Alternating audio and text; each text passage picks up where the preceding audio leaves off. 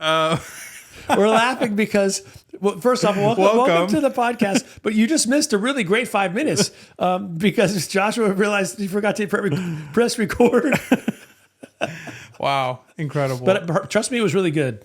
Yeah, we were just talking about Tim Lincecum, the Giants, Farhan, going back to the Dodgers, and Willie Mays and Kobe, because that's how it got started. It's the Comic Room Pod 24. So welcome to the Comic Room Pod episode 24.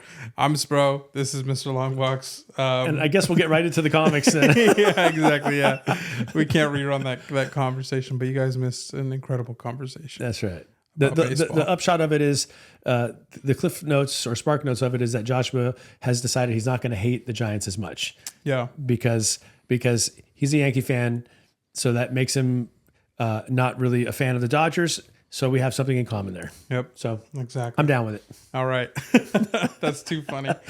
At least you discovered it now and not like an hour from now. Yeah, exactly. Seriously, it would have been an anguished cry. Our listeners from all over the country would have heard me wherever they are. On only our listeners, they would have been like the perfect pitch that only our listeners would have heard it. That's right, not our viewers. Oh man, too funny. All right, well, welcome in. Got a lot to talk about today. A lot of news came out yesterday. Even some news. I literally sent Mr. Longbox our itinerary sheet of like things we talk about and just kind of give him a heads up. And there's some stuff that I spec'd on yesterday that ended up being confirmed today. So I'm like, you're winning. I'm hitting it. Yeah. So a lot of, just DC news mostly. A little bit of Marvel news. And we're going to talk about Kraven the Hunter, which we just got back from a couple hours ago. So buckle in your seatbelts. And time code's in the description. I'm actually going to do that this week because I'm actually going to edit it now that we're using 3 cameras again. So, because when we just use the one camera, I just chop off the beginning, chop off the end, and it's good to go. Yeah, if you see us only from the center view, then you know it's been a busy week. Yeah, no, exactly. Yeah. If you're ever wondering the inconsistency, that's exactly it. It's like, what happened to the other cameras? And I have to announce, because there is a context. We've discussed this before. Do I look a little different to you guys right now? Do I look lighter? Do I look more free? Do I look more relaxed? I feel all those things because I just turned in the grades for every one of my courses for the entire fall semester. Nice. And the semester just ended today. That's how hard I worked to get it so that I could actually be free, be done with it, And not like I don't like my job, but it's just, I didn't want to shorten my holiday break by dragging grading into it, So it's done. I'm free. And now I'm going to go visit LCSs. Yeah. Probably spent too much on the internet, and I'm sure Deb's got a few things to do for me to do around the house. Sure. Exactly. I had something to add on to what you just said. I don't know what it was. But anyways. Okay. Oh, next week. Are you down to do our Christmas gifts on the pod? Yeah. Cool. Yeah. Deb mentioned that you mentioned that too. Yeah. Yeah. So, all right, we'll plan for that. So next week, Christmas episode. And then the week after that will probably be no episode. I think based on the ways that Christmas. Yeah, I'll be out of town. Yeah, I don't think you'll be here. So this week, next week, probably the last episodes, potentially until 2025. I need to look at the calendar. But anyways, let's go ahead and get into it. We're going to, as always, start off with show and tell. Yeah. So you brought a raw book, right? Yeah, I did. In that case, I'll go first. Okay. So I think no matter what I would have done, you would have said, in that case, I'll go first. I was trying to see if I can get you to do a spit take, but that was probably bad logic because you're looking right at me. All right. So I did something kind of fun for my show and tell this week. Okay. I didn't have anything in mind in particular. And I got short boxes of slabs in there. And so I was looking at it and I was like, dude, I don't even know where to start. Yeah, where do I start? So I was like, oh, I have an idea. So I pulled out my phone, counted how many short boxes of slabs I had, and I said, hey, Siri, pick a number between 1 and 6. Siri picked number 2. So I pulled out box number 2. And I said, hey, Siri, pick a number between it's like 1 and 30 or 25 something. Yeah. That's fun. She said 14.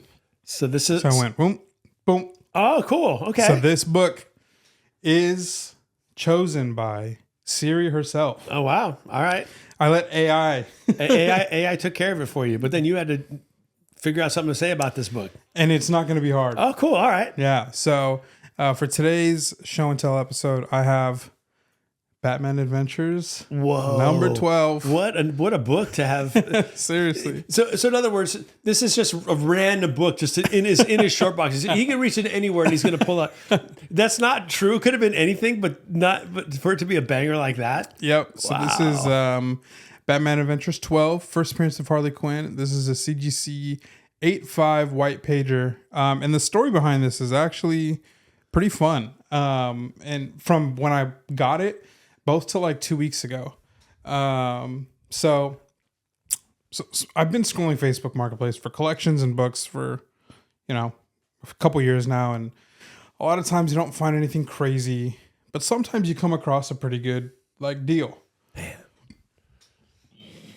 Excuse me.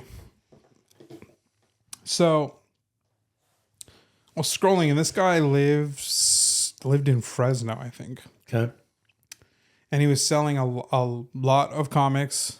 And I saw this book in there, but I saw nothing else that was valuable. So I was like, okay, I'm not going to drive to Fresno for like these. So I messaged him and I was like, hey, how much just for the Batman Adventures?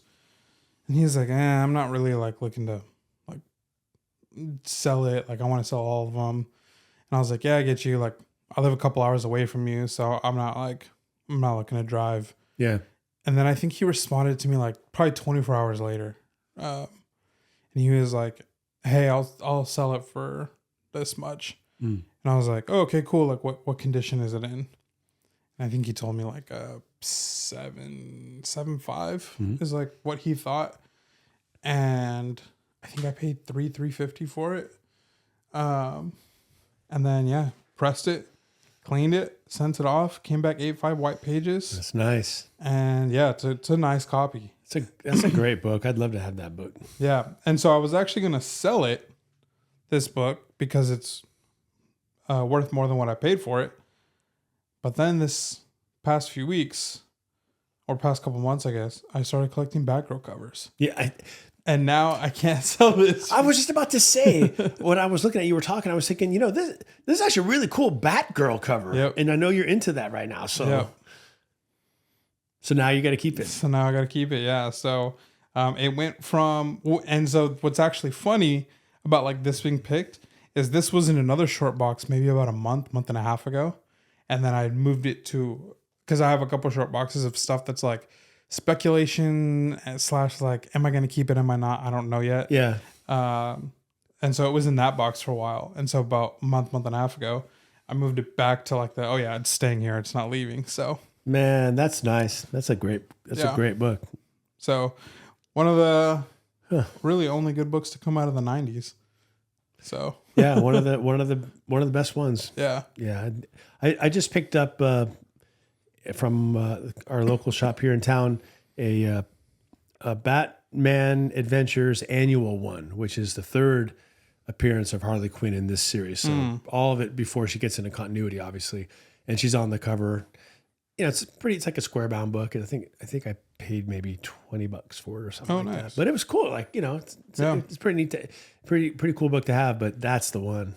Yeah. Nice. Good one. Yeah. Thanks. Well, mine are not. I say our, like they're plural, because they're not really plural. Because what I'm about to show is a kind of a concept versus like one book, and I actually picked these books up yesterday. Nice. At a local comic shop down where I work. So the one that we talked about last episode, and the reason I'm bringing them in is one, I know you're really gonna like them.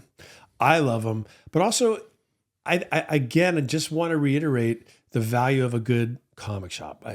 We talk about it in here a lot, and I know we are an internet platform, and we do a lot of shopping on the internet and Instagram and all, and that's all great. And I love all the communities I'm involved with. But It's nothing's to me going to take the place of being able to walk into a comic shop and find something you didn't even know you wanted. Yeah. You didn't even know it existed, and then you see it. You're like, "That's really cool," and it isn't even that much money. And that was the experience I had yesterday, and I with a bunch of stuff. But the things that I brought to show are all around one of my favorite comic book artists, David Mack. Oh, who nice. I know you like a lot as well. And I picked up 3, and the first one is really no big deal. But did you know that he did a cover for Gunslinger Spawn? Yeah, I have that. Look at that! I mean, how cool is that right there? I mean, this came out in 2023, so it's new. So I paid a few bucks for it, right? Yeah. But that's gorgeous, man. I love that. Like David Mack, you can spot him a mile away. Yeah. Right. So there was that one. That one's just that kind of got me going. Put it up here. Yeah. This is the one that got me going. But then these are the 2. It was in this box of independent books, and I bought a bunch from this box. But in it were these books, Ninja Funk. Oh yeah. Okay, from 2022. Look at that David Mack cover. Yeah, nice. Right? It's got cats on it. Yeah. Right? But check it out. It's triple signed. It's got 3 signatures here and a CO and a COA. Yeah. On the back. And none of these 3 is David Mack. Interesting. It's signed by I don't bring my glasses today. Alex Feigl, and then JPG and ST. And I guess those are related to the names that are on here, but you can check that one out. Triple signed, and it was like $10. So, and then he was doing a crazy half off sale. So I got it for basically nothing. Like, nice. Now you just got to go get the David Mack signature. well, that's what I'm going to say. I'm going to get a David Mack signature because he's always at conventions here in Southern California. So I don't think I can tamper with the COA. I can't like write on there and David Mack with a different handwriting. But here's the other one. So that's issue 1 in your hand, and this is issue 2 of Ninja Funk. Also triple signed by the same people, Shuit, Reichel, and JPG. Those are the names on the top. But check that cover out. You're not gonna. The Avengers are not surviving. He bold a strike. But anyway, here's the third of my show and tells. If you can see, that's really a cool silhouette there. I have no idea who that character is because this is an independent book. It's not characters you recognize, but another $10 book, triple signed with a COA. Nice. Yeah, I didn't see this one, but I saw this one when we were there a couple weeks ago, and I almost bought that one, but then I was like, I bought so much that day. Yeah, you have to like make tough choices, right? Yeah. Or you just come back another day and you buy another. Yeah, no, that's literally. Yeah. So I was.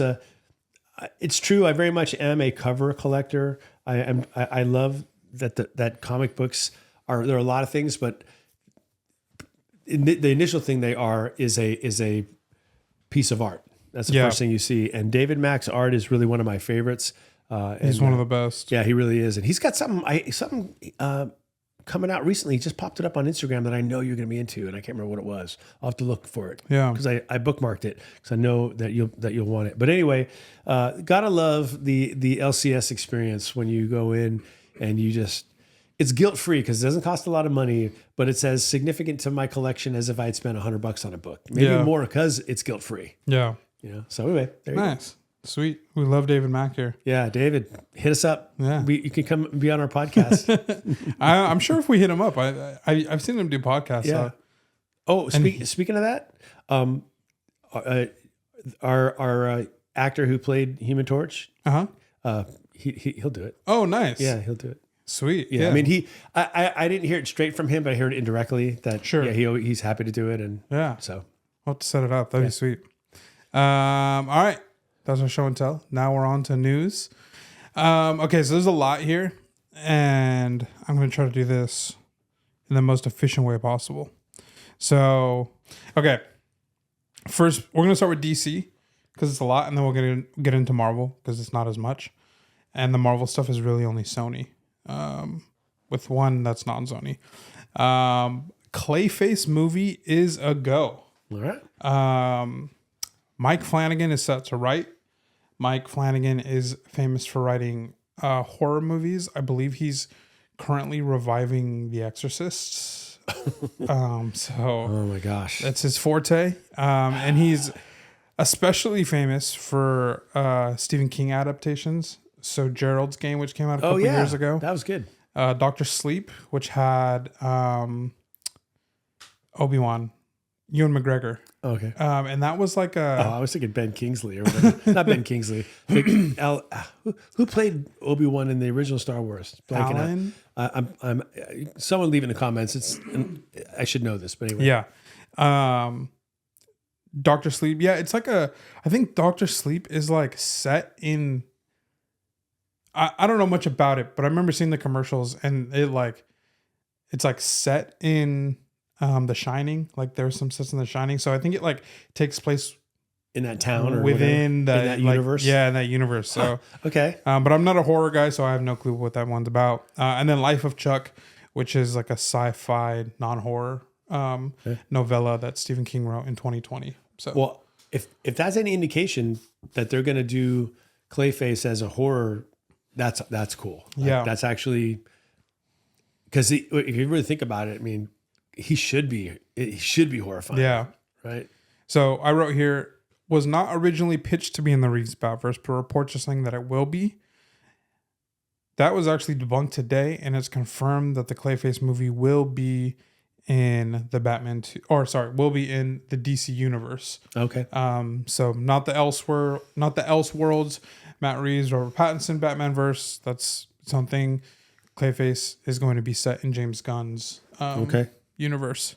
So there's that. Okay. And by the way, how many horror previews did we get in the movies? Oh my gosh, so many. Am I missing something? Are horror movies like the thing again or something? I think it was because Kraven was just a little bit more violent. Yeah, it was rated R. Yeah. But just for violence. Blood, but I mean, the previews were way more intense. Yeah. Yeah, a couple of those were crazy. I was like, whoa, okay. Yeah. So it's Clayface, this is 6 hours ago, is set to release in theaters on September 11th, 2026, which is actually a month before the Batman Part 2 is set to come out. So it's all kind of like in the same 2026 timeline. Yeah. Oh, man. So we're about to be in 2025. Okay, so mind you guys, I wrote this yesterday, okay? So now I'm giving you guys now a little bit of Clayface spec. There's a lot of Clayface out there, okay? So the first appearance of Clayface is in Tech 240. Is that right? I feel like it was earlier than that. I feel like Well, keep going. I'll look it up. Yeah. So first, and his name is Basil Carlo. So that's the first ever appearance of Clayface. And then we have the first appearance of the second Clayface, which is Detective Comics 298. And that is Matt Hagen. Matt Hagen is actually the Clayface that was used in the Batman animated show. And that version of Clayface kind of popularized Clayface because it made him he was like in the entertainment industry, and they gave him like a really kind of a tragic backstory. And yeah, so Matt Hagen. Okay. All right, so you're not wrong. The first appearance of the new Clayface, so I don't know if that means Silver Age or whatever, Matt Hagen, as you said, is Tech 298. You're right. What about 240? 240. Oh, you said 240. No, I don't see 240 in here. I'll look up 240. But the first Clayface ever, like first appearance of origin of Clayface, Basil Carlo, like you said, is Tech 40. 40. So I added the two. Yeah. Yeah. I was like 240. That seems late. People are like scrambling. Detective 240 to buy it right now. No, so Tech 40 is Basil Carlo. That's the first appearance of Clayface. Tech 298 is Matt Hagen, the second Clayface. Matt Hagen is the Clayface that, if you remember from the Batman animated TV show, where they gave it a new origin. And then I wrote here, could fit in the Reeves verse. That's all I wrote. Yeah. Okay? Third Clayface. First appearance is in Detective Comics 477, 478. That's Preston Payne. The fourth Clayface makes first appearance in Outsiders number 21. And that's Lady Clay. So the first female Clayface. And the fifth Clayface Did you look these covers up for these Catwomans? The first appearance of the 5th Clayface is from 2002, and it's in Catwoman issues number 1 and 4, and that is Todd Russell. So we have Basil Carlo, Matt Hagen, Preston Payne, Lady Clay, and Todd Russell. So we have 5 Clayfaces. Oh yeah, I have that Catwoman. Obviously, That one's sweet. Yeah. So yeah, that one's cool. Yeah. So I speculated that the second Clayface, Matt Hagen, would be the one that could fit in the Reeseverse based on the origin. And today it was actually confirmed that Mike Flanagan likes the Clayface episodes in the Batman animated series. So the Clayface that they'll be moving forward with is Matt Hagen. So I speculated yesterday. How much did you get that? What'd you get? I'll let you tell me. Oh no, I didn't buy it. Oh, I was gonna say. But I speculated that, I guess it was like a mental speculation. Yeah, okay. That like this could be the one. So the second Clayface, Tech 298, Matt Hagen. I don't know if it's still cheap. Who knows? It's not. I mean, it's not cheap in general. No, in mid-grade, key collectors got it at about 800 in mid-grade. Yeah. So, but it's a whole lot cheaper than Tech 40. I'll tell you that. Yeah, exactly. $45K for that one. Excuse me. The Batman 2. Let's see here. James Gunn confirmed today that the first draft script for the Batman 2 has not been completed yet. So, They haven't run it past you. Yeah, exactly. They haven't asked you for your notes yet. So they kind of need to get a move on with that. Well, yeah, a little bit. It's getting close to 2025 now. Yeah, so they'll have about a year and a little bit over a year and a half, which you still got to go through pre-production, which takes time, casting, Right. all the side characters, all the legalities of film locations and stuff, all that stuff. Then you got to get there, and then you got to film, and then you got to edit, potentially reshoots. Wow. So there's a lot. It takes a lot. It takes a lot to put a movie together. It does. It takes a lot to get a movie greenlit, produced, to get, from farm to table, like a movie. It takes a long time. Yeah. So even if a movie isn't a good movie, you have to respect the work that went into it. For sure.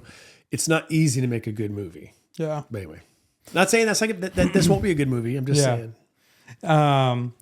Last bit of news here for the Batman is it was reported that the Joker's presence in the Batman 2 will mostly be inside Arkham, which will lead to an escape, which then I assume will lead to him being the big villain of the Batman 3, which would be cool. I mean, just a big lead up to the Joker as opposed to kind of right off the bat with him. I think it's sweet. A lot of stories to be told for sure. See any more DC news? I feel like I'm missing one, but I'm not. Okay, so on to Marvel. Chris Evans will return as Nomad in Avengers, Doomsday, and Secret Wars.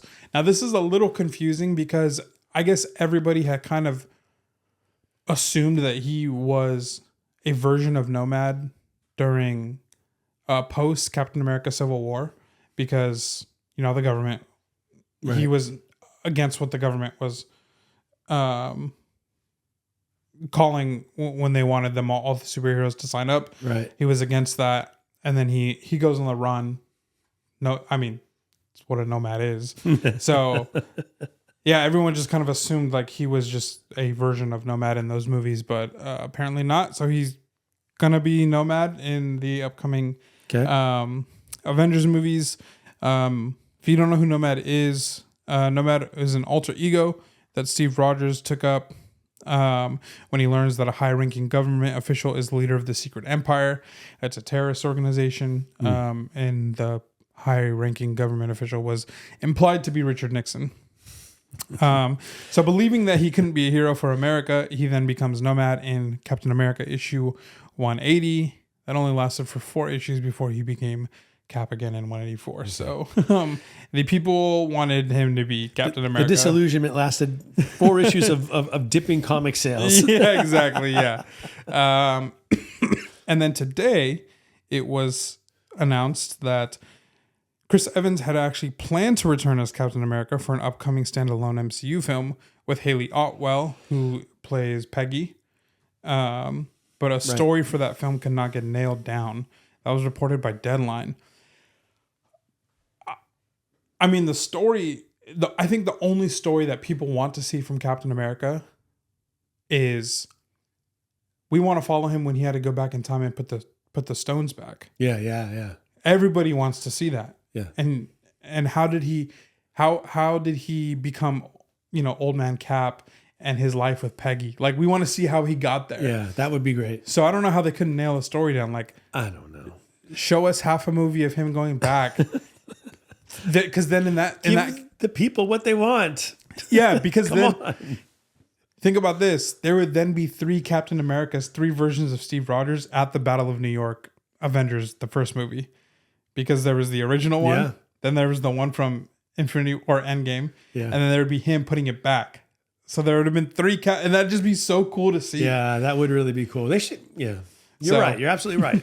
Where's your red hotline phone? You got to call. I know. Seriously. You got to call Marvel and say, you guys, man, you got to get me on speed dial. What are you doing? Come on, man. Let me speak for the people. You are speaking for the people. Let me be the ambassador. All right, now off to Sony news. Amy Pascal has teased the Spider-Man 4 plot. She said, "We have to deal with the fact that he decided he was going to give up being Peter Parker and was going to focus on being Spider-Man because being Peter Parker was too hard."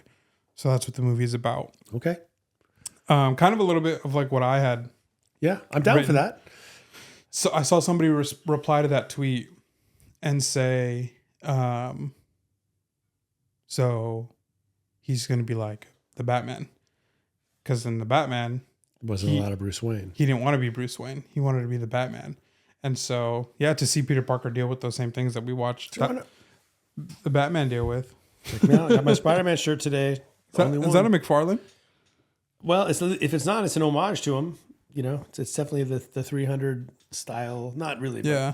The eyes look like McFarlane. Yeah, that definitely the McFarlane direction. Yeah, look, I would love to see a story like that. Nothing against Tom Holland and Peter as a character and all that. But I know I'm not the demographic for that love story, but I really don't care about Zendaya and Parker and whatever the character she plays. I don't really care about that story. MJ, yeah. Yeah, I was just right, MJ. I just don't care, you know. But that's me because I'm not a teeny bopper. Yeah, sure. I don't care. Go catch some bad guys. But no, that sounds good to me. I'm up for it. So, I think there's a lot of story that could be there. A lot of darker stories. Yeah, I think it'd be good. Street level, right? Yeah, hopefully. Probably not, but hopefully. I guess to tag alongside that, it has also been reported that Andrew Garfield and Tobey Maguire, I still don't believe this is true, but because when the money's there, the money's there. Tobey Maguire and Andrew Garfield's last times as Spider-Man, Spider-Mans, will be in the upcoming Avengers movies. So that'll be the last time they suit up. I mean, until the next 20 years. Yeah. There's a long time and it's too much fun. Yeah, exactly. No, who can really declare that? Yeah. Nobody really could declare it. Seriously. So, yeah, I don't believe it, but it's like, take Harrison Ford, for example. This dude hates Han Solo, right? But when the money's there, he's not going to say no. No. So it's like these actors, they could say like, yeah, I'm done with that. Like, I need to go focus on doing real, acting work and taking on good jobs. It's like, that's fine. And you probably will for a few years. Yeah. But then you're going to get hit up and they're going to offer you a bag. Come get your paycheck. And you're going to think, oh, yeah, you know what? That's generational wealth. So yeah, I'm going to do that. How else are you going to get your bread up? Yeah, exactly. So we'll see. I don't doubt if we don't see them for a while, but I don't close on anybody that's ever played a superhero from this moment, from Kraven that came out today to what's the oldest, Lou Ferrigno. Is there anything before that? Like, There probably is, but I can't think of it right now. But yeah, I mean, some of the, but Lou Ferrigno's the one that comes to mind for me. Yeah, the oldest. That or Linda Carter as Wonder Woman, kind of the same time period. If they're alive, breathing. What am I talking about? Linda Carter did make an appearance in Wonder Woman 1984. She had a cameo in it. And it was cool. Yeah. Correct me if I'm wrong, guys, but I think that's right. I know she appeared in one of the. It might have been JLA, but I'm pretty sure it was Wonder Woman 1984. And it was cool. It's like, Wonder Woman, like Linda Carter. That's the Wonder Woman from my childhood. Yeah, she got paid a lot for it, I'm sure. Oh yeah, 100%. To be on screen for like 30 seconds, and it was a big thrill for the audience. We all laughed and clapped, and we got it. It was cool. Yeah. So, never downplay nostalgia and what nostalgia's capable of. Totally. All right, last bit of news here. The Sony Villainverse has officially died with Kraven. They will only be moving forward with Spider-Man 4, Beyond the Spider-Verse, and Spider-Man Noir. So, rest in peace. That's too early for it to be in response to what they think Kraven's going to do at the box office. It must be some. No, I think they knew. Yeah. They had to have known. Well, I heard from another video that a lot of the theaters had in advance slashed the number of screens that Kraven was going to show on, but I can't. I think it was. I'm not going to. I don't know whose video it was. I apologize. I don't want to guess, but it was one of the videos I watched. Yeah. And, so it wasn't my idea, but the speculation was, well, it could have been that they thought the movie was bad, or it could have been more. Well, it's rated R, and it's holidays, and family. It's not really a family movie. Yeah. And we got a lot of people coming in to watch Wicked and a few other family-friendly movies. We'd rather, what's the other one? It's a sequel. It's a Disney one. It takes place. Oh, Moana 2? Moana, yeah. I hadn't seen Moana 1, so. Yeah, me either. I'm not in line for that one. But again, I'm not the target. Yeah. But in any event, that's too bad. I mean, too bad and not too bad. Like, it's not like they have a great track record with their Villainverse. Right. So this implies that the Silk spinoff, Spider Society, is also dead. If they're only moving forward with Spider-Man Noir, Beyond the Spider-Verse, and Spider-Man 4. Well, I don't think Spider-Man Noir is dead, though. I've heard too many good things about it. No. That's right. That one's not dead. That one's not dead. Okay. Yeah. Spider Society, which was the Silk. Oh, got it. Okay. Well,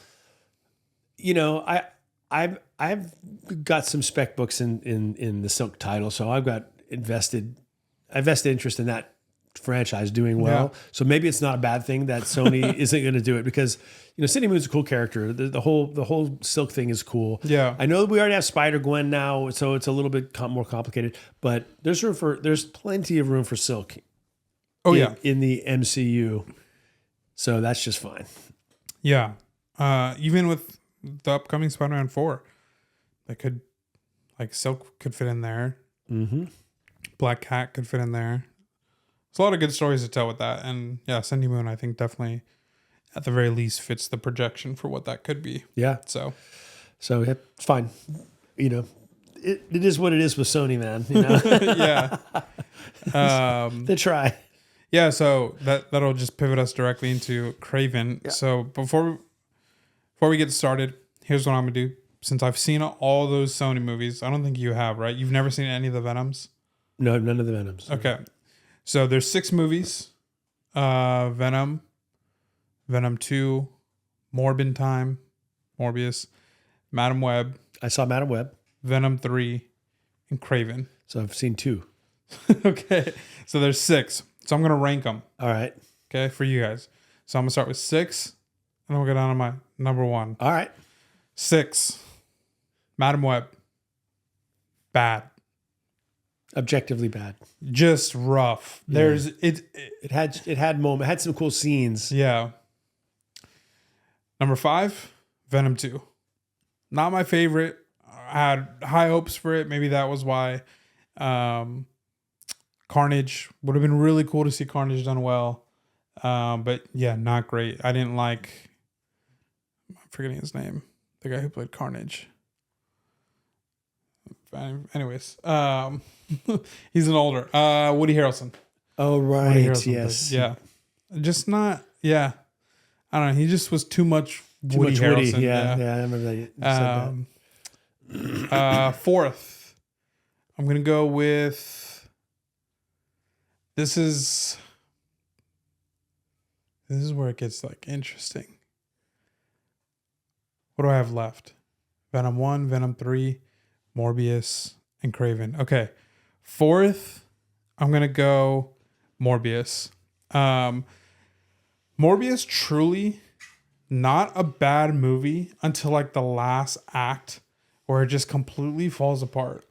I watched it on a plane. I didn't say that one in theaters. I watched it in a plane. And I remember sitting there watching it and being like, this is completely fine. What are people crying about? I got to the last act of the movie and it was like, this was an ending for a totally different movie. Which is not impossible. Yeah. Those things do happen. Yeah. So, so that's number 4. Okay. Now into my top 3. So, I'm going to put Venom 3 in the third spot. Venom 3 was cool. It had a lot of heart to it. It was a lot better than I had anticipated it to be. Tom Hardy is great as always. Yeah, and my wife and I walked out of it and we were like, oh, we enjoyed that a lot more than we thought we would. So put Venom number 3. Now for the top 2, which I guess when I say number 2, I'll immediately tell you what number 1 is. So number 6, I have Madam Web. Number 5, I have Venom 3. Number 5, I have Venom 2. Number 4, I have Morbius. Number 3, I have Venom 3. And in my number 2 spot, I'm going to have Venom 1. Okay. So Venom 1, it was fun, but it was just kind of like dry. But it was a fun movie. A succinct story from beginning to end, easy to follow. Not really a captivating villain. I thought I could have used a better villain. But yeah, pretty good. And number 1, Kraven. Okay. I was thoroughly surprised. Yeah. There was definitely some like ADR moments, like the voiceover stuff, like similar to like Madam Web, where like it wasn't as bad as Madam Web, where like that dude's mouth is moving, but like totally different words are like coming out of the speaker. But there was moments where like there was one time where Kraven said something, but his mouth didn't even move. I don't know if you caught that. I did not catch it. Yeah, his mouth didn't even move. And then you could tell that there was a lot of ADR because they would do like these long panned out shots and they would just like hold for like 5 seconds while somebody was delivering a line. And then you're like, oh, okay, this is like ADR. Okay. So I thought that was not nearly as bad as Madam Web, but there was definitely some of that. I thought it could have been like 20 minutes shorter. Some definitely extra stuff that you could have cut out. But honestly, probably the best plot out of all 6 of those movies. I can't speak for all the movies, but I can say I was surprised that how much I enjoyed it. Yeah. You know, I mean, because you texted me about it last night. You're like, because we knew it was coming. We've been we've talked about it on the pod. And you're like, hey, Bob, you know, so it's opens today. You want to see it tomorrow? And my answer was, to be honest, not really. You know, that was probably like tired me talking because it was the end of a long week, and I was like, what I say? Like, I know it's gonna stink. But then your response was that's half the fun. Yeah. And I really couldn't argue with that. Like, I actually, that's what I kind of was thinking when we walked into the theater. I'm like, okay, you know what? People actually get in line to watch the Rocky Horror Picture Show. Yeah. And, you know, which is another objectively bad movie, but a fun experience, you know, for people who do that, who like that stuff. I've never seen it, but you can have fun in a bad movie. I wish I could go back and watch Madam Web in the theaters. I mean, I think I would just, if I could, I would go, and I think it could actually work as a comedy. I think I would, and I know it's mean to say that because I said earlier, I know it's how hard it is to make a good movie. So, you know, forgive me if someone's watching this or listening to this who had anything to do with these movies, because it's really easy to sit back and like pan them. But that movie right there could actually become a cult classic for the comedy of it. You know, nothing against the performers; they all did a fine job. Like they did what they had to do. But Kraven was good. Yeah, you guys. What, like wait, you were saying Kraven a comedy Madam Web? Oh, Madam Web, but just switching back to Kraven. Yeah. Kraven, like I saw today, just before I came over, just Claim Sale was wrapping up, and they were kind of making fun of Kraven, like, well, I'm not going to watch it, and which was me last night. Yeah. But what I'm going to say is, and I'm not getting paid by Marvel, or I'm sorry, by Sony. But yeah, you know what? If you're looking just for a fun couple hours in a movie, go see the movie. It's pretty good. Yeah. I love the origin that they gave. I thought it was really good. Yeah. I really did. Yeah. The things that like bothered me about it's so much more just like me being nitpicky. Yeah. Like sometimes Aaron Taylor Johnson's accent just like felt really dry and like angsty, but like not in just in like an annoying way. Yeah. But again, that's just like being nitpicky. That had nothing to do with the plot. That had nothing to do with the characters. And yeah, all the villains were captivating. Russell Crowe was great. Yeah, Russell Crowe was really, really good. There were moments where I thought, am I watching Kraven or Wolverine? Because he moved like Wolverine. He seemed like Wolverine. He looked like Wolverine. Yeah. And he seemed indestructible like Wolverine and all that stuff. He probably moves more like Wolverine than Hugh Jackman did. Yeah, I kind of, it really had those vibes, but I don't mean that in a negative way. I just mean it was fun to watch him move around. It was fun to watch him kind of bounce around and do the things that he does. And I didn't know a lot about the character of Kraven really, because I'm not a Spider-Man reader per se. I didn't know a lot, but now I'm kind of interested to go back and read some of these comics to find out what do the comic books have to say about this character, because you would know better than I do. Is it a completely different character they showed? I mean, I guess so, because he's heroic versus just a pure villain. Right. But like his powers and his origin and all that stuff. Yeah. Was that how he got his powers? Do you know? No. Okay, but I thought it was cool though how he did. I don't know if we're giving spoilers yet, but it was good. But I don't want to say any more than that right now until we. Better than Joker 2. Everything's better than Joker 2. Joker 2 is at the bottom of my list of movies that I've watched this year, and I have to count everything I've seen via stream, because that's where I see most of my movies anyway. Because of the things we said about it, just the betrayal of it all, and also it just wasn't very entertaining. Yeah, because every time that I thought it was about to get entertaining, it just didn't. That's what I was thinking about. I was like, you know what? I could rewatch Madam Web. Like, yeah, if I might not like put it on, but like if I'm hanging out with friends and they're like, yo, you want to watch Madam Web? Like, I'm not gonna say no. But if they're like, yo, you want to watch Joker 2? I'm gonna be like, no. I don't. I don't want to sit through that again. No, I don't. I'd rather watch the Super Bowl over where my team lost in overtime. And that's saying a lot. Yeah, seriously. That was the second worst thing I watched all year. Kraven, I would say out of 5, maybe 3.75. Yeah, I'd put it in that between 3 and 4. Absolutely, I would. Yeah. And which is crazy. Like, I was not, maybe because my expectations were about as low as they could be. And I was just like, well, we're about half an hour in, and I'm like, I'm into it. Like, this is cool. Like, the visuals were really cool. The explanation of the origin and the way he got his powers was cool. The family dynamic that they showed was really good. And I was into it. And I didn't feel like I got let down. Yeah. Sometimes with these movies, the Sony ones, is like, they take you on a journey of the character, and it's so hard to track. Like, they go back in time, and like with Madam Web, and like they're like trying to like connect all these stories, and it's so confusing sometimes. And it's like, I mean, like, I can keep up with it because I like, I love it. I'm into it. It's part of what I do like for a living. And so I'm able to lock in. But if it's like, if I have to work for it, then I know that the average viewer, they're going to be so lost because they're not locked in and looking the way I'm looking at it. You live in these comic book worlds. You're used to holding 3 or 4 storylines in your mind as they go back and forth in time, and converging universes and all that stuff. Yeah, most people are going to be like, I don't get it. Yeah, I don't and it's not to toot our own horn. It's just facts, right? Yeah. This one was streamlined. It was a linear story. Yeah, they had a slight flashback, but that wasn't a distraction. It was necessary. Yeah, it was like, oh, here's this cool sequence with the main character. Okay, let's show you how he became like this. And it went for like 20, 25 minutes of how he got there.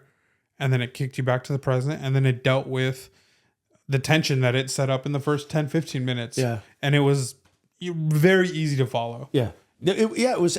That's a really good point to make as to what it was about this movie that was different than some of these others that I've seen lately. Was it didn't try to be too clever. Yeah. You know, I think if I'm going to nitpick, I think some things at the end could have used a little more development. You know, his brother's character switched there at the end. Yeah. They didn't. They probably left some things on the cutting room floor for that. I think that didn't quite get built out enough. I think the and I don't remember the character's name because she just wasn't that much. Calypso. Calypso. What's her first appearance? She didn't make much of an impression. Not the actress. The actress was fine, but the character wasn't really, to me. I felt like something got left on the cutting room floor there too. I think that just something, there were holes there that. I think we're supposed to know more about her than we got in the movie to really care. She really could have been anybody. Yeah. But that's not enough to derail the story of this movie. ASM 209. Go get your first appearance at Calypso. ASM 209. I mean, I was buying comics at that time. Yeah. Do I have that book? I know I have 210. I know I do. So I know Maybe. I have to go check it out. I might. Not too late. But, yeah. Let's see, any like last non-spoiler things that I want to say? Yeah, I mean, that character, they probably could have gone without that character. And then also that character with I didn't really understand that character. He was cool. The dude who would like count. I know you're going to say the assassin guy. I have no idea who he was. I was like, it's almost like Killraven, but I know it's not. But it had that same vibe, like the other characters in the scene would sort of go into a hypnotic state, and then I don't know who he was. He was cool, but I don't like. You could have taken him out, and the story would have made sense. Yeah. I don't know what happened with that, but at least. But it didn't bog down the story. They didn't try too hard.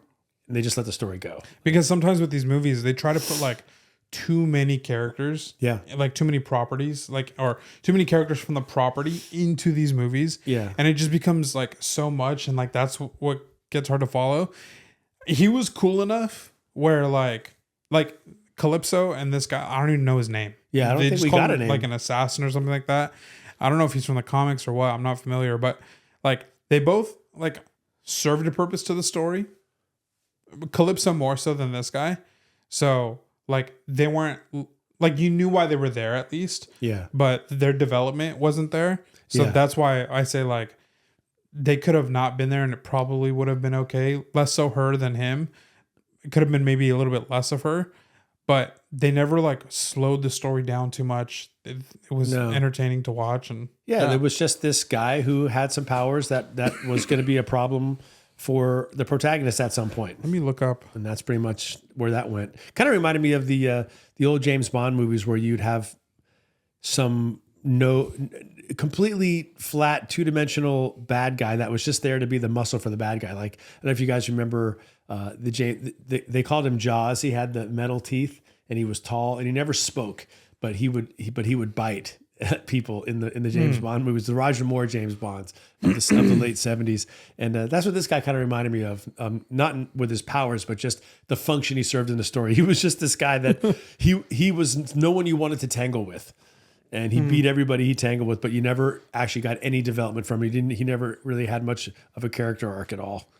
He was just there. I haven't seen those old James Bonds. 007. Yeah, they were interesting. Spectacular Spider-Man 116. Oh, I think I have that book actually.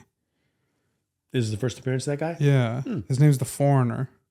Okay. Spectacular. I need to see the cover. Spider-Man. Oh no, I don't have that one. Oh, that is a cool though. That's Black Suit Spidey. I'll throw it up on screen. I can't show. It's okay. It's not letting me. But it's there it is. It's him versus Sabretooth. Oh, Black wow. Suit Spidey versus Sabretooth. That's cool. Yeah, that is cool. It's a good cover. All right, spoilers. Okay, so everybody dies at the end.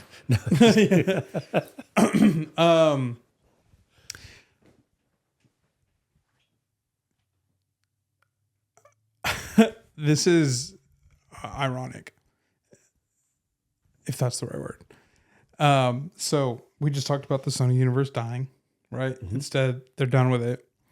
I've been wanting it to happen because I'm like, hey, give these properties, like, they need to have Spider-Man in it. Yeah. It makes no sense without it. I kind of want to see a Kraven too.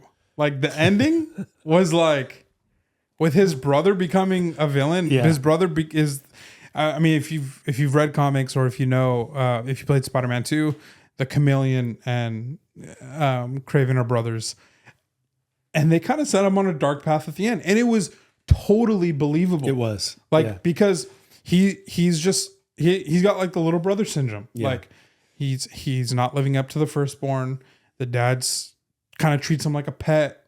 Yeah. A lot of mental, emotional abuse. He never gets respect. Yeah. And he knows it. And that actually gets forecast a few times, but even after he gets captured, and Rhino offers him a partnership, he says, yeah, you know what? I have always been underestimated, but I'm not gonna betray my family for you. Yeah. And that pays off at the end.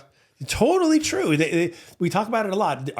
These twists and turns are they earned? You know, this one, you know, it kind of was earned. Yeah. You know, I'd forgotten about that because I was thinking maybe it came a little quickly, but I had forgotten that he had that interaction with Rhino. Yeah. So come to think of it, it was earned. That I would watch a sequel also. Heck yeah. So Sony's finishing on a high note, much to our slight chagrin anyway. Yeah. I mean, that scene they're like on a bridge. Well, so the brother gets revealed as Chameleon, which the foreshadow was there because he was able to do like a lot of voice impersonations. Like, and his dad had said he's a chameleon. He actually literally said that when they were at the bar and he was playing the piano, imitating Tony Bennett. Yeah. So he gets captured by the Rhino and Rhino's crew, and they cut off his finger and they send it to his dad, and it's the finger with a ring on it. And at the end of the movie, when everything's done, it's I think it said 1 year later. So it's 1 year after the events of the final battle. They're at the bar that he owns. I think they kind of like were like saying. his dad's bar. Yeah. But now fame goes to him. And that he sings at. He was singing and he had the finger. And then the finger with the ring. And my first thought was, wait, how the heck did he get that? And then he says that he met a doctor in New York, which I'm assuming that it could be two doctors. One, it could be the doctor that the Rhino had mentioned earlier. I don't remember the name he gave. It wasn't familiar to me. But Rhino had said he met a doctor in New York, which is kind of gave him the sedative to the scaly skin and stuff. But he didn't name drop. So because he didn't name drop, I'm assuming it's not the same doctor. That would then make me think that this is Dr. Kirk Connors, who is the lizard, which Dr. Kirk Connors has no arm. And he becomes a lizard because he's trying to regrow up. But the only way that he gets his arm back is when he becomes a lizard. So I'm thinking that maybe that's how he got the finger back. And we are meant to consider it because Kraven does say, when he realizes something's up with his brother, he's like, who's this doctor you've been seeing? Exactly. Yeah. And so we're meant to ask that question in our own minds. Yeah. Yeah, I was wondering too. It's like, again, I'm not up on all the Spider-Man lore, so I'm thinking, can't be Harry Osborn. That's a totally different thing. Could it be Doc Ock? No, that's a completely different thing. But yeah, the lizard. I hadn't thought about the lizard. Yeah, I guess it could be Norman Osborn if it's like Oscorp is like just this massive science tech foundation that they just have like all these medicines or like trials and stuff. But the regrowing of a limb that just immediately. If you're a fan of Spider-Man, that immediately just is like, oh, Dr. Kirk Connors. Right. Like, that's his whole thing. That's what he does. Oh, yeah, because he had the ring on. Yeah. And the ring couldn't have been like him because he shows himself having the powers to change his appearance. Could he have just chameleoned his finger to be there if it wasn't? Yeah, so a lizard and a chameleon. So, like, that's the other thing is, like, there's the connection. So, yeah, he's always chameleoning himself. Yeah, I love how I created a new verb. Chameleon is a verb now. It it was so believable that, and the way the actors played that scene off. It was the best acting in the whole. I mean, aside from Russell Crowe, Yeah, like it was by far the best acting in the whole movie. You could see Kraven start to become like uneasy. Yeah, he was like confused. Yeah, and we're going, okay, we know he's chameleon because he's Kraven's brother, but we're watching him do the turn. And it just was acted really well. It just was really well done. He's like, yeah, it's mine. I'm going to take it. I'm going to take Father's empire and Rhino's empire. It's there. I'm going to take it. Yeah. I don't know. But it's a bummer because now I doubt that this is ever going to see the light of day in an MCU world, right? I mean, that's the end of it. As in dead. Yeah. I mean, they could just bring. This is I guess the benefit to them not having established which Spider-Man these are all like villains of. Like, what specific Spider-Man is it? Is it a Spider-Man we've never met? Is it Toby? Is it Andrew? Is it Tom? So they could pick and choose if they wanted to. But at the very least, well, I think Venom actually exists in its own universe. And I think all the other villains, I think that's how it is. But yeah, their tension on the bridge, Kraven, you kind of see he's like kind of seeing the descent of his brother, of his like innocent little brother that he's always sought to protect. Yeah. And is now seeing that his brother's chosen evil. So he's like failed at kind of what he felt like was his duty. Yeah. His entire life. And I mean, that was also, obviously that was going to happen because he ran away from his family, like when they were teenagers. So, and Chameleon, his brother, accuses him of something that actually pays off at the very end of the movie because he accuses him of being just like Dad. Like, you're just like him. And Kraven's like, I'm the opposite of him. What do you mean? I'm not him. He's like, no, you're a hunter. Yeah. And the movie ends with him getting a note from his deceased dad saying the same thing and giving him, I guess, the iconic, fur-lined, hooded, whatever that we all know Kraven to wear, and he puts it on, and he looks in the mirror, and he's got this kind of look of like, maybe that's true, right?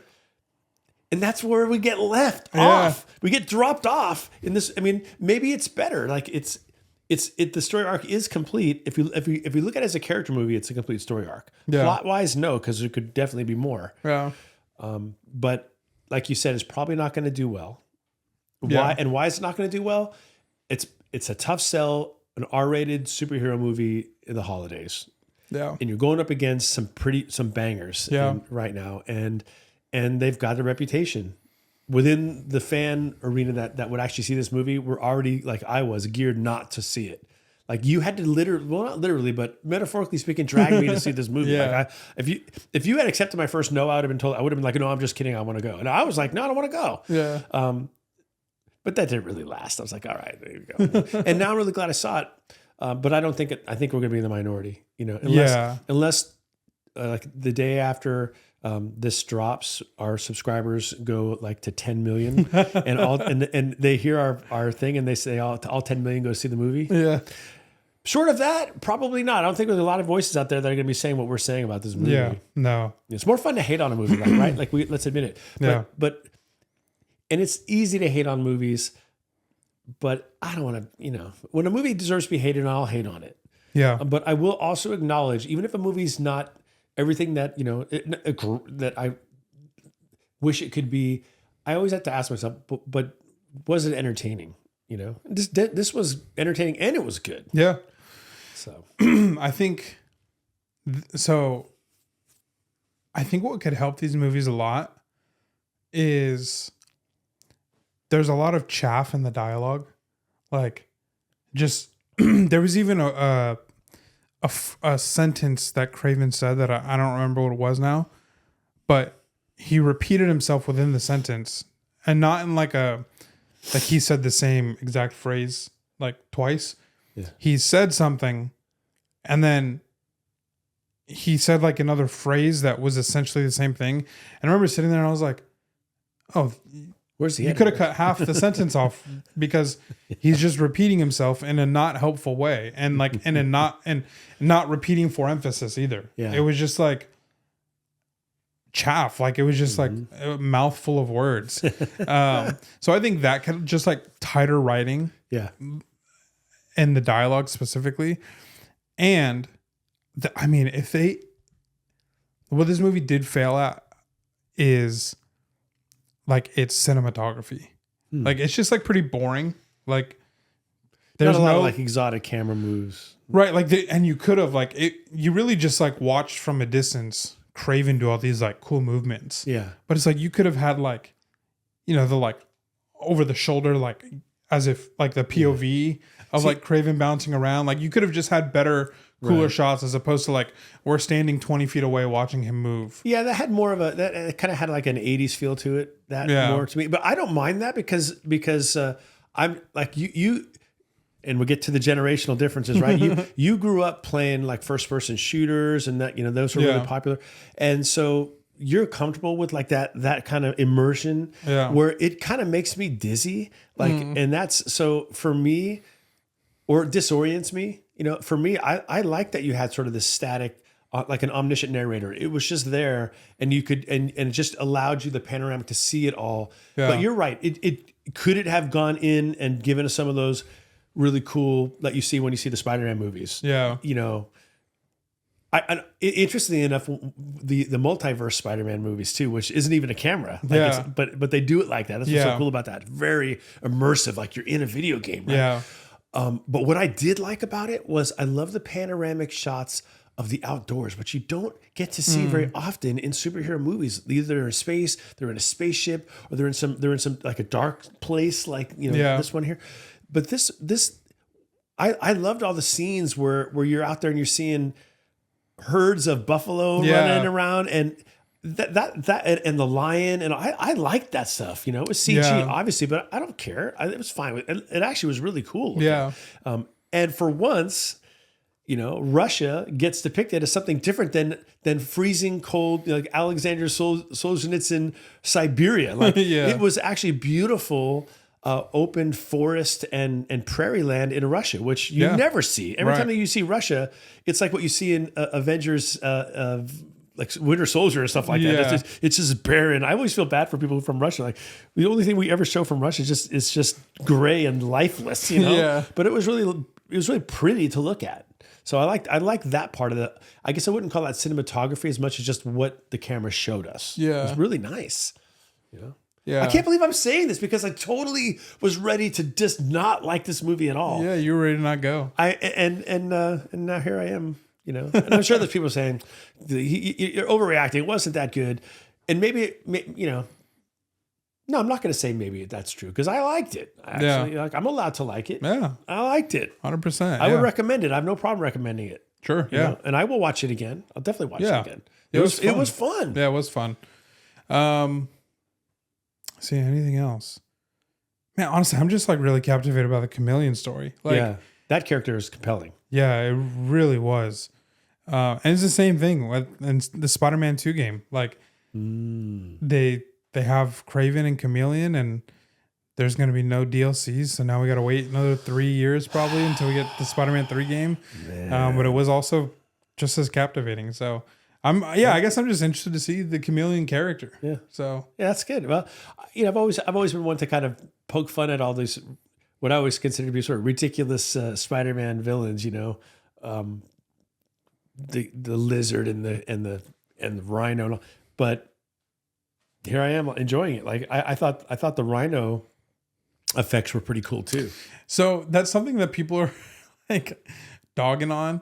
They're like, oh, look how ugly this is. This is stupid. Here's the thing.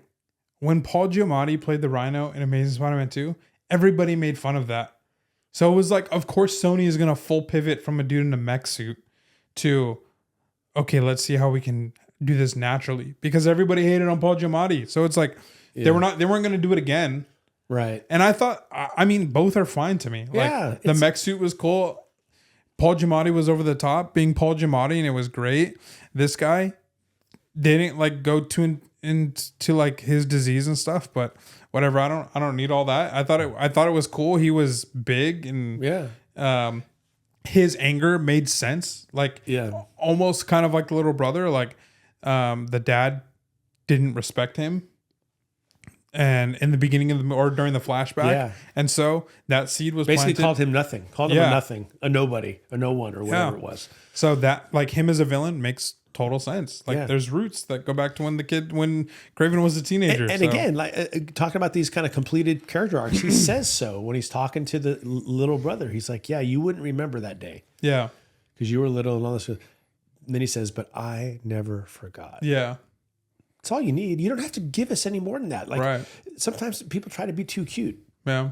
You know, human beings are human beings. You can, and you guys, we all know this. You can hold an insult for years. Yeah. If somebody makes you feel small, disrespects you, embarrasses you, humiliates you in some way, you're gonna. That's enough to turn you into a villain. Yeah. At least toward that person. Totally. You don't have to explain any more than that. We get it. Yeah. That was Debo Samuel's my new villain because he can't catch a football. Or the other guy, whatever. I don't even want to say, I'm not going to even say his name. The dude who walked off the field last night, who has been cut within hours of the game ending. Sorry. I just watched my Niners team officially their season, conclude. Although I said that the week before too. Sorry, I'm off. Here I go. See, I'm off. I'm so mad about it. Okay. They had a little bit of a Spider-Man tease, which was interesting. Before that, they had the Daily Bugle. And I thought that was funny because they were reading the Daily Bugle in Russia, I think it was in Russia when they were reading. I was like, why in the world are they reading the Daily Bugle in Russia? That makes zero sense. This is an Easter egg. That's all. It's just an Easter egg. But I was like, why are they reading a Manhattan? Look, as someone who teaches young journalists and is always asking that question and trying to answer the question about the future of journalism, I was just happy someone in a movie was reading a newspaper. Yeah, true. A few times. All right, let's go. Put it back out there. But the Foreigner kind of came up with this poison thing that when it hits you, he said, I think it sends your body into a shock, and then your worst fears kind of like you hallucinate, and then you die a very painful death. And so Kraven gets hit with it, and his biggest fear was spiders. So spiders start crawling all over him. Dude, I was creeped out by that. Oh, really? Spiders are one of my fears. I would see spiders if that thing got me. How do you feel about Shelob? It was tough. I hate that scene. It's a tough scene to watch. I can't watch it. I'm not afraid of spiders like that. Yeah. But no, I don't. Yeah, spiders are not. And we do live in Black Widow country out here. And if you're listening or watching this podcast from somewhere else in the country, I just got to tell you, with the Western Black Widow is different. The Western Black Widow is meaner and more venomous than the Southern Black Widow, for example, or the Eastern. Because like we have to really watch out for around here. And I in the summer I routinely kill 4 or 5 a night out there. Yeah. I become the hunter. I'm out there and I hate doing it, but I'd rather do it than have them creep up on me. I think I'm more afraid of the smaller things than the big one. Like the Shelob was big, and I mean it creeped me out. It's too creepy. But it was so big. I'm like, okay, it's not, But if I ever saw a spider like that in real life, I would just be on a puddle on the floor, I would suddenly find speed I didn't know I had. Yeah. Run the other direction. Well, it's funny. We've had this like daddy long leg that's like lived on the ceiling in our bedroom like the last couple weeks. And I was going to kill it, but Daryl was like, "Oh, don't, like it eats bugs. Like it's fine." But it just like stayed on the roof, and I thought it was dead because it was just staying there. And then I walked into the room and I see it on the other side, and I was like, "Oh, it is alive." And she was like, "Just leave it. Like it kills the little bugs for us." And I was like, "All right, whatever." And I think I told her, this was right before we went to bed, I told her, I was like, the thing's going to like crawl into my mouth in my sleep. And then the next morning, I kid you not, I wake up and it's gone. I can't. And I told her, I was like, I swallowed it. Like, where else did it go? Where else did it go? In your mind, that's what happened. That's the thing with fear. Fear. It makes things real. That's terrifying. Yeah. You have to ask her about the daddy long legs that we left alone like that in our place when she was a kid. And one day, it looked like the spider had gotten the bounty of all bounties. There were so many Oh my gosh. caught things in that web. Until we took a closer look, it was all babies. It was so many babies. Oh my gosh. It was incredible. So when you touched the web, they just went. So she's doing this. She's bringing them. She's gonna make it happen. You got to keep an eye on that because Oh man, just not to freak you out. We're staring at the ceiling right now. We're terrified. Oh man. So yeah, his biggest fear is spiders. I thought of Batman when I saw that though. That reminded me of Batman Begins. Oh yeah, it was almost the same. In the Batcave, yeah. Yeah, the same that flower that he got from wherever, and then it made him the thing that he was afraid of the most real. That's okay. I mean, the DC and Marvel have been stealing and borrowing from each other since Marvel existed. Yeah. So no worries. So that made me think, how would they introduce Spider-Man to Kraven? Because Kraven's not. They made him like the opposite of a villain. Made him a hunter. There's people on his list. That's kind of like his whole thing. Is like he has the list. When you're on the list, you never get taken off the list. His biggest fear is spiders, but they made him like this. I didn't think I was gonna like it because I'd heard they made him like this PETA type, like protect all animals. But I mean, it was, when like big game hunting is like, I don't know like too much about it, but I'm like, it is weird. Yeah, I'm not a fan myself, and I've got friends who do it. Yeah, or colleagues and friends who do it, but I'm not into it. Yeah, like I mean.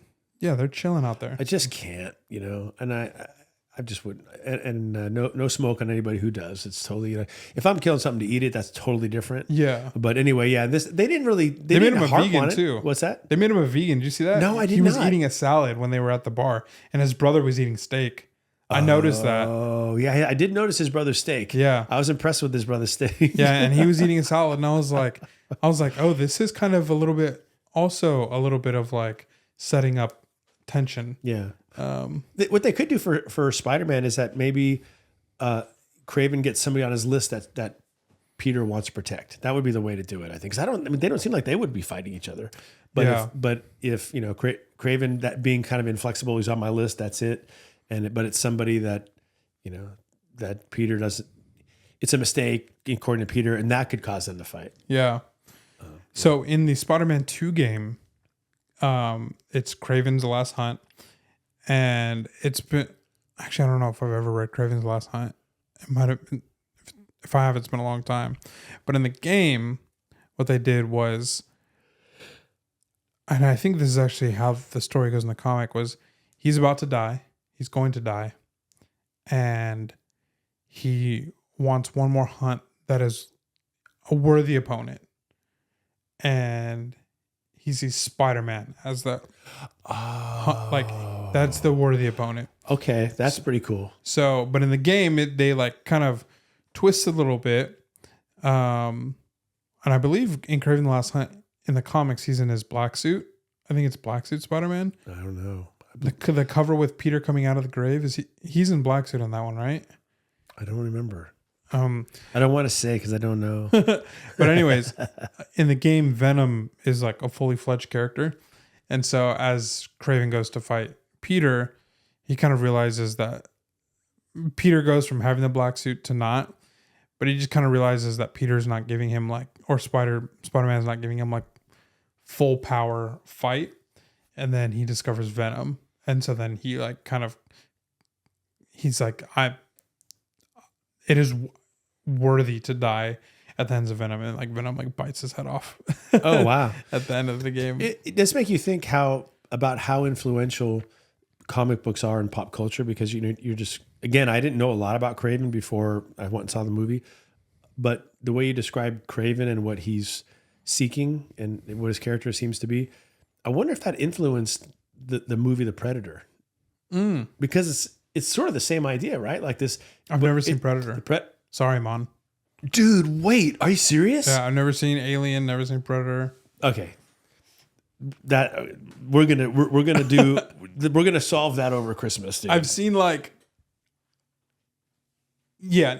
I've seen like bits and pieces of it, but I couldn't tell you what it's Yeah, about. and I'm not saying like, oh, it's the greatest thing ever, but you'll like it. But the whole point of Predators is it's basically a Kraven, but it's an extraterrestrial with just crazy tech, and it's there it roams the universe looking for something good to hunt, and now it comes to Earth and runs into Arnold and Carl Weathers and a few others. So and then Alien, nothing will ever top the first Alien as far as the Alien franchise goes. Her Romulus is pretty good. Oh yeah, we haven't seen that either. I have no. Is that come out? Is that available for anywhere yet? I think it's on. Yeah, I think it's on streaming. Really? Yeah. I need to watch that because I like the franchise. I think it's interesting. It's very sci-fi. It's sci-fi anyway, but it really dives into the literary sci-fi themes about origins of the universe and life and that. I think I've seen Alien versus Predator, and that's it. See, there's Alien. AVP. Then there's Aliens. The second one was the biggest hit because I didn't love Aliens because I thought they kind of were unfaithful to what they showed the alien to be in the first one. But Aliens, the girl who was there's a girl who's one of the stars, not Sigourney Weaver. Not Sigourney Weaver, but the kid was my I had two best friends growing up, Chris and Pat, and it's Pat's cousin. Oh wow! And she still goes and appears at conventions and stuff. Wow, that's cool. So we're gonna have them. Everybody's gonna appear on the podcast. Sigourney Weaver was the one who raised Elektra from the dead in the Defenders. Oh, no wonder I appreciate her. You got to keep Elektra going. But yeah, we'll watch those two. Yeah, that'd be fun. So, listen. I mean, this is Vacation Bob talking right now. Yeah, like normally I don't talk this way. Making plans. Yeah, I don't make social plans. Like, and I mean, I'm hearing myself do this, and it's weird. Like, hell, we got to watch these movies. We got to go. Like, I'm like, oh, let's go to Santa Barbara next week. Like I'm talking this way, but this is Summer Bob. But I also get a month of Summer Bob over Christmas. So let's go. Yeah. So, I don't know how you would fit Spider-Man into this. Yeah. I think what you pitched could work. I think connecting it to MCU Spider-Man. Maybe if like the lie. See, if it was between No Way Home and if it was between Far From Home and No Way Home, it could make sense. Like Spider-Man kills innocent Mysterio, and then he gets onto Kraven's list. But now No Way Home undid all that, so there's no purpose for him there. Could maybe Peter Parker cheats on his what does he take, the GED? Ooh. He cheats on the GED and Kraven's got to come get him. Craven's got a moral code. Don't cheat on your GED. Don't get on the naughty list. That's great. Well, yeah, I was very pleasantly surprised by the movie. I mean, I left the house, said, bye to Deb, and, kind of like bracing for the worst, and she knew I was. She's like, "Well, it'll be good. It'll be fun for the podcast, no matter what." And she was right. And then I was a completely different person when I came back. I was just like, "Well, how was?" She goes, "Well, how was it?" And I said, "Yeah, it's good. It was a lot better than I thought." She goes, "Oh, really? Good." It's like, it's funny how expectations changes everything. Yeah.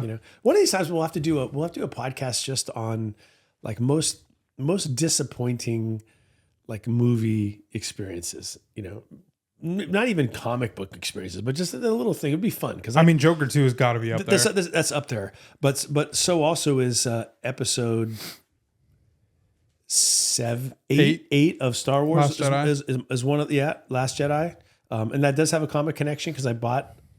There's in the original Star Wars series, a book called, and the title was The Last Jedi, and I don't know why I bought it for $25, except that it was the same name as the movie that was going to come out. What a dummy! But so that movie, cinematography is great. There's a lot of great shots in that movie, like just beautiful, stunning shots. But every time, never without fail, I watch it. I hate it. I don't watch it for a couple years. I hear people talk about this movie's overhated. This is the greatest Star Wars movie of all time, and I think okay, maybe my memory serves me wrong. I watch it and I go, nope, this is the stupidest, dumbest, most idiotic Star Wars movie of all time. When Princess Leia starts like flying, I'm sorry that was it jumped the shark for me at that moment, and what, I can't remember if it was mishandles Luke Skywalker. Skywalker. 8 or it was 8. Yeah, 8's when the whole thing, the Force Ghost thing, and and throws his saber. Oh my gosh, that would never happen. Never. He would never do that. Nope. It was like it had Joker 2 vibes, like it was making fun of all the good stuff that came before. Right? Like he the last time Luke threw away a saber was when he was sacrificing himself for his dad. Yeah. That was such a powerful moment, is when he throws that saber and he looks at Emperor Palpatine and he's like, no, like, and I'm not doing it. Yeah. And then he redeems his dad. And then now, I mean, the audience so bad chuckled when it happened because it was so. Yeah, we just didn't even know. We were so made us uncomfortable, right? He's like, you know, Or when he's the Force Ghost and Adam Driver's like, trying to kill him, and he's kind of like does this thing. It was so anachronistic. It's like, wait a minute, this isn't a galaxy like long time ago, far away, and all that stuff. And he's doing something totally contemporary and dating himself in 20th century or 21st century America, and it was so stupid. I'm sorry. And then anyway, well, so again, we could talk we do a whole episode on this. I would throw in any one of the Hobbit movies for sure. Oh, I've never seen any of those. Yeah, well, that's fine. You don't need to. But I've seen the clips of Benedict Cumberbatch in the mocap suit acting as what's the dragon's name? Oh, Smaug. Yeah. Yeah. I thought the first Hobbit was good. But you could tell from the first one that the pace was just way too slow. Like there's no way. There's no way that this should have been 3 movies. 2 movies max, maybe even 1. But these topics for a different pod. But it would be fun. It would be a lot of fun to do that. I don't have to do a lot of research, but I could do some research to really dig into it. George Kittle, after the game last night, was wearing a Sauron t-shirt. I saw that. Yeah. I want that shirt. Yeah, it was cool. Where did he get it? That thing was cool. There was a lot of people were commenting on that shirt. Yeah. And he was laying into his teammate. He was. He who shall not be named. Ex-teammate. Ex-teammate, thank you. After talking about Kraven, I bump up my score from a 3.75 to a 3.87. Wow. Awesome. Yeah. That's high praise, man. What do you give it? I put it, I'll stick with a 3.75. Maybe, but 3.75 leaning into the 4 range. It's like if I was doing a grade and a 3.75 is a B, I would say it's like a B plus. Yeah, that's why I bumped it up to 3.87. Not quite 3.9. I think if it was a little bit tighter dialogue and some tighter writing, I think it would be in the 4. But yeah, but I was expecting in the 1s. Yeah, and I kind of feel bad about it. I feel bad for Sony, and I feel bad for the performers and everybody connected to the movie that. Everything that's gone before pretty much stacked the deck against them. Yeah, blame the execs. Like, they're the ones who interfere. They're the ones who are forcing these things. Aaron Taylor Johnson is a really good actor. Yeah. And a lot of these actors are Daisy Johnson, Jared Leto, like Tom Hardy. Yeah. These all are actors who, I mean, Jared Leto has an Oscar. Like, it's not their fault. At all. It's too bad. It's just too bad that we're not going to get to go back to this world with these characters. But, it is what it is. Yeah. So go watch it. I say go watch it. Yeah, definitely go watch it. Thumbs up. The Siskel and Ebert from my day would be 2 thumbs up. Okay. Really short conversation. This no more than 7 minutes. Okay. I didn't write this on the itinerary. Erik Larsen of Amazing Spider-Man fame / Image Comics fame, who took over Spider-Man art after McFarlane, tweeted. I don't have the tweet. I'm not gonna pull it up. Maybe I should just to give him a little bit of respect because he is Erik Larsen. So give the man some respect. I'm just curious on your thoughts about this. Okay. I mean, this could be a full conversation, but I'm just curious on more so your thoughts. It's Erik with a C, right? Erik No, it's not. I was right. Larsen. Twitter account. We're now down to 5.5 minutes. I can't find his account. Let me try one more. Erik Larsen. Comic. Where's his Twitter?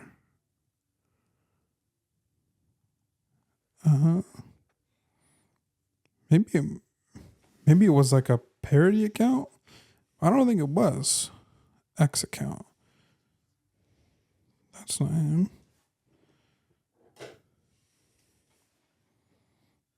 Anyways, he's kind of been. Oh, did I find it? No, I didn't. He's been infamous. Even that Reddit post that I just pulled up called him a complainer, just for making these, I guess you could say, hot takes about the industry. You know, he left Marvel and DC with everybody to go be a co-founder of Image, and he tweeted, I think it was him, it could be a parody account, I don't know, but I'll say this account with his name on it tweeted basically like that this person went into a shop, pulled a comic off the rack, and was lost. And he said that comics these days do a really bad job at like making it able for the reader to like know what's going on. Mm-hmm. So he said he pulled the comic off the rack and didn't know where the story was at. Like it was just lost. Mm-hmm. And then mentioned, this is why I thought it was Erik Larsen, that when they were writing comics back then, that they always were making sure that you knew what was going on in the context. Yeah. Heated debate in the replies. Mm-hmm. Like, yeah, people were saying like, yeah, nobody wants that 3 to 4 pages of recap. Like, that's so much fluff that like we already know what's going on. Right. We don't want to read 4 more pages of this just to wait to just to hear what we already know to get there. So I was curious your thoughts. Like, what do you think about that? Like, yeah, yeah, I think it's interesting because definitely comic book storytelling has changed. We have a lot story arcs that take place over 8, 9, 10, 12 issues, even take place 10, 12 issues across different titles. So that wasn't true in the 60s and 70s, and it was only starting to happen in the 80s, and then of course in the 90s. But it creates a situation now where, like, what do you prefer? Do you want would you rather pick up a comic and have a story like you got when you bought a comic in the 1950s, where you have basically 3 different stories? Each is unique and separate, and you just read them from beginning to end. That's the end of it, you know. Or do you want something that takes its time to really tell you, you know, a good story? I prefer the latter. I'd rather have the latter. I would like to have a longer story that breathes, right? But if you're going to do that, then the deal you make, if you're a reader and that's what you want, is it's up to you to find out, where does the story arc begin? Yeah. And it's not, these comic books are not hiding. You know what I'm saying? Right. You can go and get the issues that you don't have, or if you want to wait, you can get the trade paperback of just about every story arc. And comic book creators are very attuned to that, right? They'll plot out a 5 or 6 issue story arc because they know that's about what a trade paperback ought to be. These stories are written to become trade paperbacks. So my take on it is, while I understand what Larsen, if he's saying it, I just confirmed. Yeah. I understand what he's saying, and he's not wrong, but it's never going to be perfect when you're talking about a serial type of storytelling, which is what comic books are. It's never going to be perfect. And I think there's room for both, but I have no problem picking up a story and realizing, oh, clearly I'm in the middle of a story arc. And then that's what's, we talked about the LCS. That's what's so cool about it. Yeah. You walk up and say, hey, when does the story arc begin? They probably can tell you. Yeah. Or if not, look it up. Yeah. So it wasn't on Twitter. Looks like he left X. It was on Threads. He said, I don't read every issue of every comic series, but I will pick up occasional issue just to sample a title, and I am astounded by what a poor job creators are doing to catch readers up. These books rely on you having read multiple previous chapters. Without them, you are completely lost. Even on big mainstream titles from major publishers, their books are borderline incomprehensible. Lost is the notion of every issue being somebody's first, or in my case, somebody's last. Oh my gosh. Here's what I have to say. In this, basically until the 90s, this could 100% be confusing because they were like the legacy numbers, right? Right. Like you're reading like Daredevil 300 and it's just like if you're reading like the Frank Miller run, you're just like, I don't know what, like I'm reading issue 180. Like what that, like where does this begin? Yeah, like they wouldn't know that it begins at 168. Right, exactly. You're like, do I have to read one all the way to 180? Right. Like that's a lot of reading. I like back then I get it. Comics fixed that when they started refreshing the number Right. with every new writer / story arc. So honestly, if you have a couple of brain cells, you can walk into a comic shop, see that there's a Daredevil 6 on the rack, right? Under the news section. Yep. And any person with logic should be able to go, oh, so I just need to find 1 through 5 and I'm good. Yeah. That's not like a hard thing to do. It's not hard. It's not hard at all. No, it isn't hard, and it's lame. Everybody has a right to their opinion, and maybe him more than others because respectfully everything he's done for the business, right, and in industry, right up to the last phrase of his what do you call it in Threads? His thread, his thing he posted, because trying to be clever with whether it's somebody's first or in my case their last. Yeah. Like first off, that doesn't make any sense whether it's somebody's last. You just wanted to say it because it had a nice chiasmic feel to it, right? But it doesn't actually make sense. Somebody if they're so I think that's a case of a writer trying to be too clever. But the bigger issue to me is with what he had to say is it's not that hard. That shouldn't be a reason for you to if you truly are interested in this character and want to know, it's not hard to get to the start of the story, And it's not like the refreshing of the title numbers is helpful for this exact reason. Like it's solving that problem where you don't have to catch the reader up every single issue, and you're saving 5 minutes of my time for having to read all these pages of catching up. You're saving money on the paper that it's printed on, the ink that's being printed. Like it just makes sense to cut this out. And maybe if a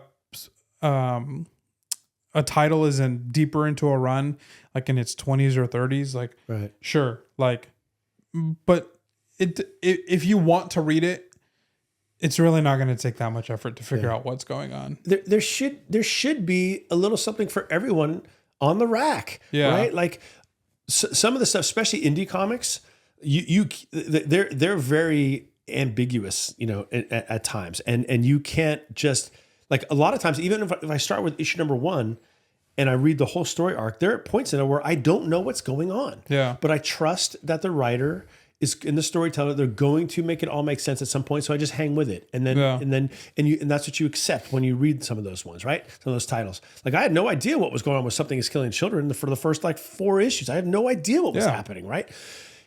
But there's also comics where you pick it up and it's little kids who want to read it. They're not interested in the story. They just want to see the cool paneling. Like there should be something for that person, right?